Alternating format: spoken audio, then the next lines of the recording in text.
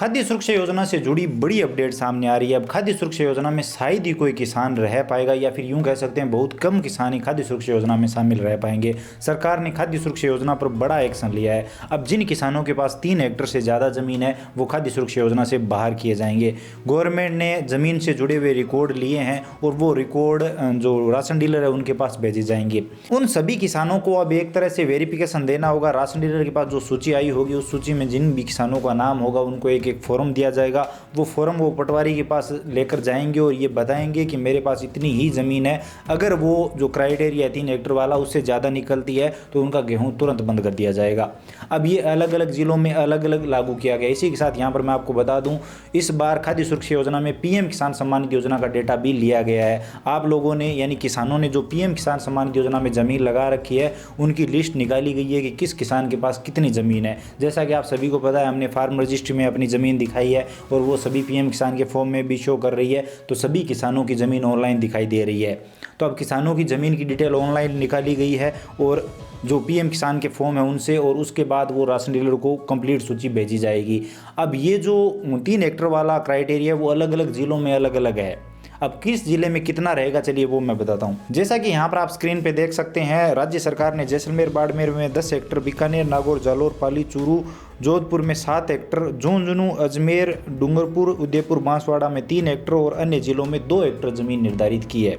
अब यहाँ पर आप समझ लीजिए कि जैसे कि हम उदाहरण लेते हैं यहाँ पर जैसलमेर और बाड़मेर का, यहाँ पर 10 हेक्टेयर क्यों रखी है, क्योंकि वहाँ की ज़मीन कम उपजाऊ है। तो शायद उसी हिसाब से ये क्राइटेरिया सब जिलों के लिए अलग अलग रखा गया है। तो आप कौन से ज़िले में आते हैं कमेंट सेक्शन में बताइए। और अगर आपके पास इन जिलों के हिसाब से ज़्यादा ज़मीन है, इस क्राइटेरिया के हिसाब से ज़्यादा ज़मीन है, जैसे अगर आप जैसलमेर और बाड़मेर से आते हैं आपके पास 10 हेक्टेयर से ज़्यादा ज़मीन है, आप बीकानेर, नागौर, जालोर, पाली, चूरू, जोधपुर से आते हैं और अगर आपके पास 7 हेक्टेयर से ज़्यादा ज़मीन है। इसी के साथ यहाँ पर अगर आप अजमेर, झुंझुनू और डूंगरपुर, उदयपुर, बांसवाड़ा से आते हैं और अगर आपके पास 3 हेक्टेयर से ज़्यादा ज़मीन है, इसी के साथ अन्य जिलों में अगर आप आते हैं और अगर आपके पास 2 हेक्टेयर से ज़्यादा ज़मीन है तो आप खाद्य सुरक्षा योजना के लिए हकदार नहीं है।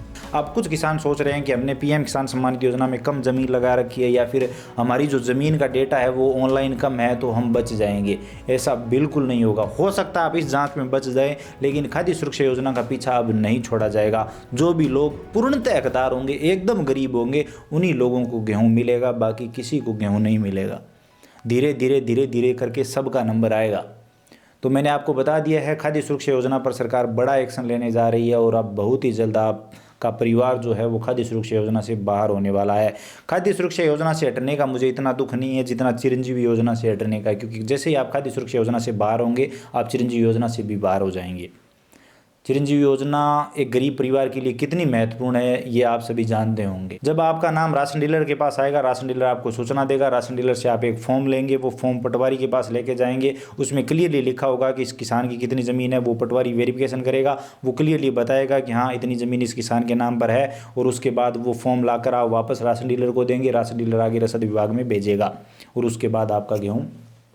अब यहाँ पर मुझे एक चीज़ समझ में नहीं आई, आय करदाता वाला भी ठीक था कि जो लोग के टैक्स पेयर है उनको बाहर करो, 4 व्हीलर वाला भी ठीक था, जिनके पास कार वगैरह है उनको बाहर करो, लेकिन ये ज़मीन का जो क्राइटेरिया है मुझे सही नहीं लगा। जैसे अगर बीकानेर की हम बात करें तो 7 हेक्टेयर निर्धारित किया गया है, तो 7 हेक्टेयर तो ज़्यादातर किसानों के पास मिल जाएगी। लेकिन मैं यहाँ पर बता दूँ, मैं खुद बीकानेर से हूँ, तो 7 हेक्टेयर अगर बिरानी ज़मीन किसी के पास है तो उसमें कुछ नहीं होता, सब बारिश पे है। अगर बारिश हुई तो कुछ होगा, नहीं तो सीधे ही निकलता है। तो फिर वो क्या खाएगा किसान? किसान की हालत ख़राब है। जिनके पास 10-10 हेक्टेयर, 20-20 हेक्टेयर ज़मीन है उनकी भी हालत ख़राब है। अगर बारिश ना हो तो उनको पशुओं को देने के लिए चारा नहीं है, खाने के लिए रोटी नहीं है, ये हालत है।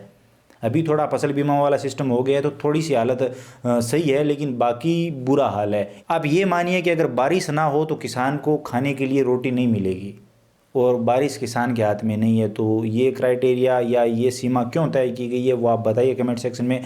क्या ये सही है बताइए कमेंट सेक्शन में। बाकी मेरा ये पर्सनल ओपिनियन है, मुझे ये सही नहीं लगा, क्योंकि बिरानी यहाँ पर ज़मीनों में कुछ होता नहीं है। अगर बारिश ना हो तो, बारिश हो तो भी मतलब क्विंटल बिकेगा, और यही अगर अच्छे से अच्छा हो तो वही है। तो आप बताइए कमेंट सेक्शन में आपकी क्या राय है।